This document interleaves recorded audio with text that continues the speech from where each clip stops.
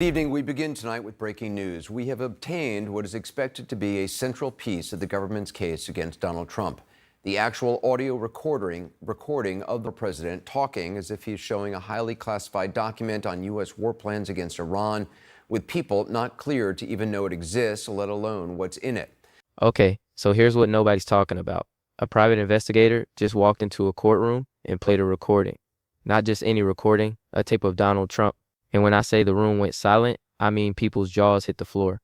This isn't some leaked phone call from 2016. This is recent, this is damaging, and this is, come on, potentially criminal. The tape reportedly has Trump discussing things his lawyers have been denying for months. We're talking about classified documents. We're talking about immunity. We're talking about the kind of stuff that prosecutors dream about having on record. And now it's out there in open court for everyone to hear. And the panic? Oh, the panic is real. Trump's legal team is scrambling. They're trying to figure out who leaked it, how it got out, and more importantly, how bad is this really? Because from what we're hearing, it's pretty bad. Like gas in the courtroom bad. Like federal agents raiding his attorney's office bad. Yeah, that happened. November 7th, just days ago. But before we go any further, real quick, let's be honest. You can't really trust mainstream media anymore. That's why we built Pump Politics, to bring you real stories, real context, and no corporate spin. If you want to stay ahead of the headlines, join our free newsletter. We'll send the news straight to your inbox every day. Just click the link in the description to join. And if you just want to support what we're doing, join us. Be part of the community that actually cares about the truth. All right, let's get back to the video. These are bad, sick people. That was your coup, against you. Well, it started right at the like beginning. when Millie's talking about, oh, you were going to try to do a coup. No, they were trying to do that before you even were sworn in. That's right. Trying to overthrow your election. Well, with Millie, let me see that. I'll show you an example. He said that I wanted to attack Iran. Isn't it amazing? I have a big pile of papers. This thing just came up. Look. This was him. They presented me this. This is off the record, but they presented me this. This was him. But here's the thing that gets me. This isn't the first time we've heard Trump on tape saying things he probably shouldn't. Remember the Access Hollywood tape? Remember all the other recordings that surfaced over the years?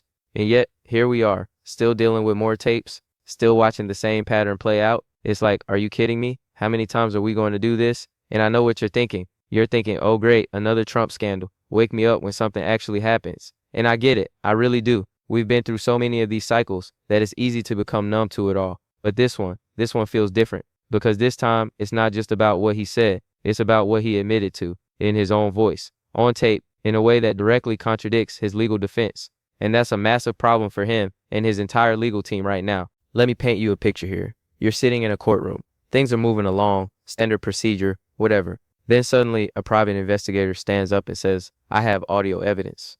The room gets quiet, everyone leans in, and then Trump's voice comes through the speakers.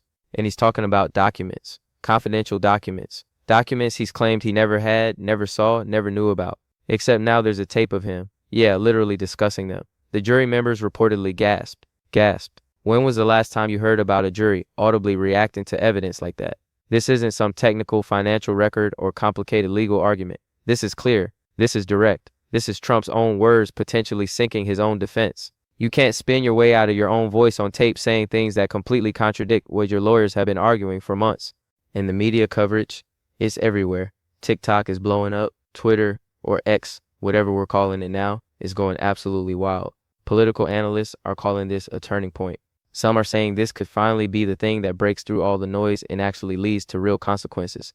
Others are more skeptical, pointing out that we've heard that before. But here's what's undeniable. The timing is wild. We're not in an election cycle. Trump is already in his second term. This isn't about votes anymore. This is about accountability. This is about whether or not the law actually applies to everyone, or if there's still some magical shield protecting certain people from facing the music. And the raid on his attorney's office, come on, that doesn't just happen for no reason. Federal agents don't show up at a lawyer's office unless they have serious probable cause, unless they believe there's evidence of a crime, unless this whole thing is way bigger than we're being told. So here's where we are. We have a tape. We have Trump's voice. We have prosecutors who are reportedly ecstatic about this evidence. We have a legal team in full damage control mode. And we have millions of Americans wondering, once again, what exactly is going on and will anything actually come from it this time? That's what we're digging into today. Because this isn't just about one recording. This is about a pattern. This is about immunity claims. This is about classified documents and federal investigations and the question of whether anyone is truly above the law. And can you believe this? We're still asking that question in 2025. The stakes couldn't be higher. We're talking about a sitting president facing potential criminal prosecution for actions that happened after his first term. We're talking about evidence that could reshape how we think about presidential accountability. We're talking about a moment that could define the next chapter of American politics and justice. And look, I know some of you are tired of hearing about Trump. I know some of you wish we could just move on to literally anything else, but this matters. This is the kind of story that doesn't just fade away because we're exhausted by it.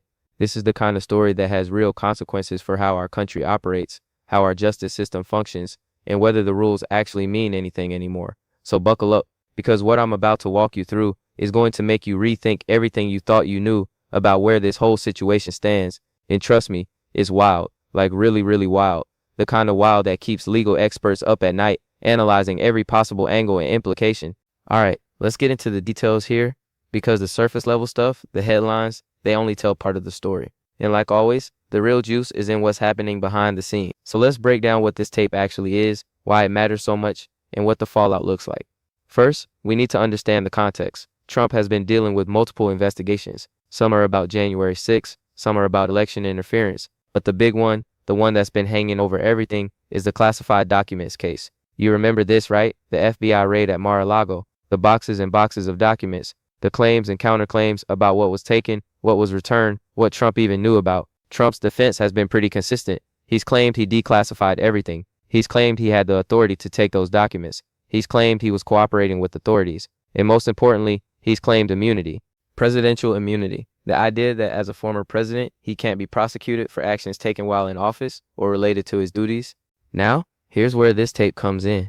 According to reports, the audio captures Trump discussing these exact documents, not in a way that supports his defense, in a way that, completely contradicts it. He's allegedly heard talking about having documents that he knew were classified, documents that he knew he probably shouldn't have. And here's the kicker. He's discussing this after he left office, after the National Archives had been asking for stuff back, after his lawyers had supposedly returned everything. The private investigator who played this tape in court, we don't know exactly who hired them or how they got the recording. That's part of what Trump's team is freaking out about. But what we do know is that the tape was admitted as evidence. It was played in open court, and the reactions, come on, they tell you everything you need to know about how damaging this is. Legal experts are saying this could be the smoking gun prosecutors have been looking for, because it's one thing to have circumstantial evidence, it's another thing to have documents and testimony and all that, but to have the accused person in their own voice essentially admitting to the thing they're accused of, are you kidding me? That's the dream for any prosecutor. And the timing of the federal raid on Trump's attorney's office makes so much more sense now. November 7th, just days ago. The news about the tape surfaces, and suddenly federal agents are at the lawyer's door with a warrant. What does that tell you? It tells you that investigators believe there's more evidence out there. It tells you they think the attorney might have been involved in covering things up or might have relevant documents or communications. It tells you this is escalating fast. But let's talk about why most people are getting this story wrong, because I've seen so many takes online that completely miss the point. Some people are treating this like just another scandal, another news cycle, another thing that'll blow over in a week. And I get why they think that. We've seen so many Trump controversies come and go that it's easy to assume nothing will happen. But this is different. This isn't about tweets. This isn't about personal behavior or political disagreements. This is about federal crimes. Mishandling classified information is a serious offense. Obstruction of justice is a serious offense. And if this tape really does contain Trump admitting to these things, then we're not talking about political theater anymore. We're talking about actual criminal liability. Other people are saying, well, he's claimed immunity, so nothing will happen anyway. And that's been his strategy. But here's the thing about immunity claims. They're not automatic. They have to be argued in court. They have to be ruled on. And there are limits. Even presidential immunity has boundaries. You can't just wave a magic wand and say, I'm immune from all consequences forever. The tape complicates his immunity defense in a major way. Because if he's on tape discussing actions that are clearly outside the scope of official presidential duties, like personally holding on to classified documents after leaving office, then the immunity argument gets a lot weaker. Courts have been pretty clear that immunity doesn't cover personal conduct or criminal activity unrelated to official functions. And then there's the public opinion angle. Look, we're not in an election cycle. Trump already won his second term. He's in office. So this isn't about voters deciding whether to elect him. but it is about how the public views accountability. It's about whether people believe the justice system works. It's about whether there's one set of rules for powerful people and another set for everyone else. The social media reaction has been intense. TikTok is full of Gen Z users who are just now discovering some of Trump's past controversies, like the Access Hollywood tape, and connecting them to this new recording. It's this whole awakening moment where younger voters are realizing just how much stuff has been out there all along, and they're not happy about it. Twitter, sorry X, is a different story. It's the usual divide. One side is calling for immediate prosecution. The other side is claiming it's all a witch hunt. But even among Trump supporters, there's this undercurrent of concern, because it's hard to spin your way out of your own voice on tape saying incriminating things. Political analysts are calling this a watershed moment. Some are comparing it to past political scandals that brought down other figures. Watergate gets mentioned a lot. The Nixon tapes. The parallels are pretty obvious. Secret recordings that reveal the truth behind public denials. And we all know how that ended. Nixon resigned. He left office in disgrace. And that was with far less direct evidence than what we're seeing here. But here's what's really keeping Trump's team up at night. It's not just this one tape. It's the question of what else is out there. If this private investigator had one recording, are there others? Who else might have been recording conversations? What other evidence might surface? This is the nightmare scenario for any legal defense. Not knowing what's coming next. Not being able to control the narrative. Not being able to get ahead of the story. In the leak itself, that's another huge issue. Trump's attorneys are reportedly investigating how this tape got out. Was it illegally recorded? Was it leaked by someone in his circle? Was it obtained through a legal investigation? These questions matter because they affect whether the evidence is admissible and whether there are additional crimes to investigate. The courtroom gasp. Those tell you something important. Juries are made up of regular people. They're not legal experts. They're not political junkies. They're just citizens trying to evaluate evidence. And if they're audibly reacting to what they're hearing, if they're gasping, then the evidence is hitting home in a way that transcends political spin. That's powerful. That's the kind of moment that can define a trial. Think about it this way. You can spin policy disagreements. You can spin political rhetoric. You can even spin some facts if you're creative enough. But you can't spin audio. You can't tell people that what they're hearing with their own ears isn't real. You can't convince a jury that Trump's voice saying incriminating things is somehow not incriminating. The tape speaks for itself, literally. And that's what makes this so dangerous for Trump. His entire strategy has been built on controlling the narrative, on framing things his way, on convincing people that what they're seeing and hearing isn't actually what's happening. But with audio evidence, with his own voice, that strategy falls apart. There's no alternative interpretation when you can hear him say it himself. So where does this leave us? We have a tape that prosecutors are thrilled about. We have a legal team in chaos. We have federal agents conducting raids. We have public opinion shifting. And we have this massive question hanging over everything. Will this finally lead to real consequences? Or is this just another chapter in a story that never seems to end? The answer, can you believe this, might actually be coming sooner than we think, because momentum is building. The evidence is piling up. And the walls, they might actually be closing in this time. Not just metaphorically, actually closing in, with warrants and raids and prosecutors who finally have the kind of evidence they've been desperate to find. This isn't speculation anymore. This isn't wishful thinking from Trump's opponents. This is real evidence, real legal jeopardy, real consequences that could fundamentally change everything we thought we knew about presidential accountability and the limits of executive power. Okay, so let's break this down into the core points you need to understand, because there's a lot of noise around this story, and I want to cut through it and give you the real takeaways. Point 1, the tape is genuine and it's devastating. We're not talking about some ambiguous conversation that could be interpreted multiple ways. According to everyone who's heard it, this is Trump clearly discussing classified documents in a way that undermines his entire legal defense. He's talking about having them. He's talking about knowing they're classified. He's potentially talking about showing them to people who didn't have clearance. This is, come on, exactly what prosecutors need to prove their case. And here's why that matters. In criminal cases, intent is huge. It's one thing to accidentally mishandle documents. It's another thing to knowingly keep them, knowingly refuse to return them, and knowingly lie about having them. This tape reportedly shows intent. It shows Trump understood what he was doing, and that makes the legal jeopardy so much worse. Think about how this plays in court. The prosecution doesn't have to rely on witness testimony that might be challenged. They don't have to rely on circumstantial evidence that might be questioned. They have Trump's own words, his own voice, saying the things that prove their case. That's as close to a slam dunk as you can get in a criminal prosecution. Point 2, the immunity defense just got a lot harder to maintain. Trump's whole strategy has been built on this idea that he's protected, that as a former president, he can't be touched. But immunity isn't a blanket protection. It has limits. And when you're on tape admitting to conduct that happened after you left office, conduct that has nothing to do with official presidential duties, then you're in personal criminal territory. The courts have been pretty clear about this. Immunity covers official acts. It doesn't cover personal crimes. In the Supreme Court, yeah, they're going to have to weigh in on this eventually. Trump's team will appeal everything. They'll fight this all the way up. But here's the thing. The Supreme Court has already shown they're not willing to give Trump unlimited protection. They've ruled against him before. They've set boundaries. And this tape makes it really hard to argue that keeping classified documents in your personal residence after leaving office is somehow an official presidential act. It's just, are you kidding me? Obviously not. The immunity argument works when you're talking about decisions made as president, policy choices, executive actions, things that fall under the constitutional powers of the office, but taking boxes of classified documents to your private club and refusing to give them back, that's not presidential duty. That's personal conduct. And personal conduct doesn't get immunity protection. Point 3. The political fallout is immediate and it's messy.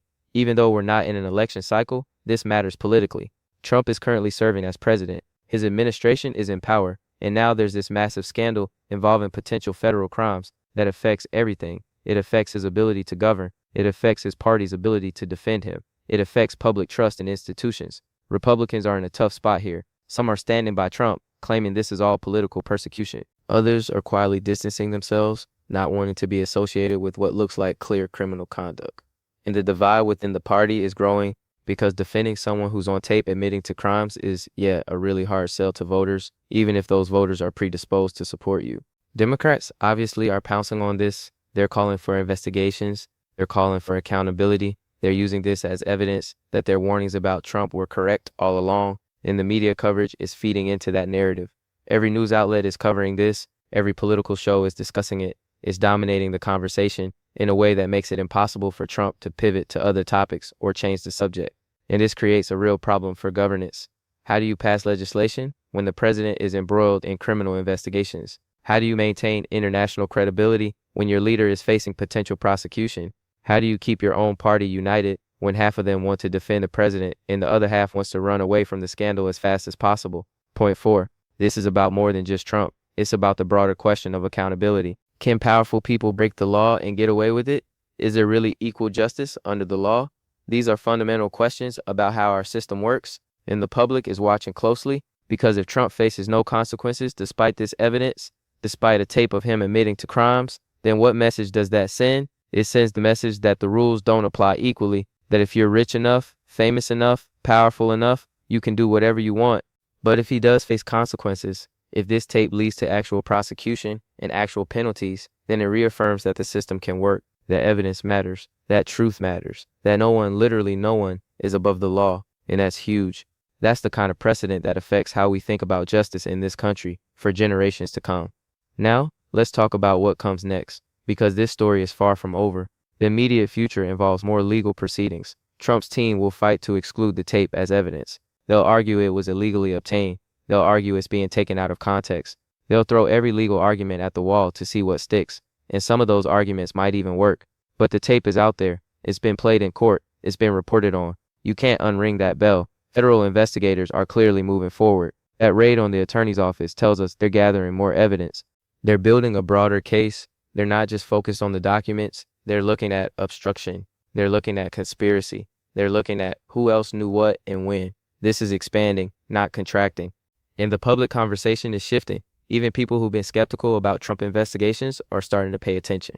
Because audio evidence is powerful. Hearing someone's voice saying incriminating things hits different than reading about allegations in a news article. It's real. It's tangible. It's hard to deny. The media will continue to amplify this. Every new development will be covered extensively. Every court filing will be analyzed. Every statement from Trump's team will be scrutinized. This is the kind of story that has legs. It's not going away next week or next month. This is going to dominate headlines for a long time, probably months, maybe longer, depending on how the legal process plays out. For Trump personally, this is a nightmare. He's dealing with multiple investigations already. He's dealing with political opposition, and now he's dealing with his own voice, potentially being used against him in court. The stress on his legal team must be immense. They're trying to plug leaks. They're trying to control damage. They're trying to figure out how to spin this. And honestly, can you believe this? There might not be a good spin for having your client on tape admitting to crimes. The financial costs alone are staggering. Legal defense for something like this costs millions. Trump's been fundraising off his legal troubles, sure, but there's a limit to how much you can squeeze from supporters before they start questioning whether it's worth it, especially when new evidence keeps dropping that makes the legal situation look worse and worse. And then there's the historical legacy question. How will history remember this presidency? How will it remember this entire era? Trump's first term was already controversial. His second term was supposed to be different, more focused, more disciplined. But now it's being defined by this scandal, by these tapes, by these investigations. That's not the legacy anyone wants. So here's the bottom line. This tape is real, it's damaging, it's changing the landscape of Trump's legal troubles. The immunity defense is weaker, the political fallout is significant, and the question of accountability is front and center. We're watching, in real time, a potential reckoning. Whether it actually leads to prosecution and consequences remains to be seen. But the evidence is there, the momentum is building, and the next few months are going to be absolutely critical. This is the kind of story that defines presidencies, that defines legacies, that defines how history remembers this entire era, and we're living through it, we're watching it unfold, and honestly, it's wild. It's the kind of thing that you'll tell people about years from now, the kind of thing that gets written about in history books, the kind of thing that changes how we think about power and accountability in America. Stay tuned, because this is just the beginning. The tape is out there, the investigations are moving forward, the legal battles are intensifying, and whatever happens next is going to be huge. Trust me on that. This story has so many layers still to uncover, so many shoes left to drop, so many twists and turns ahead, and we're going to be here covering every single development as it happens, because this matters. This really, really matters.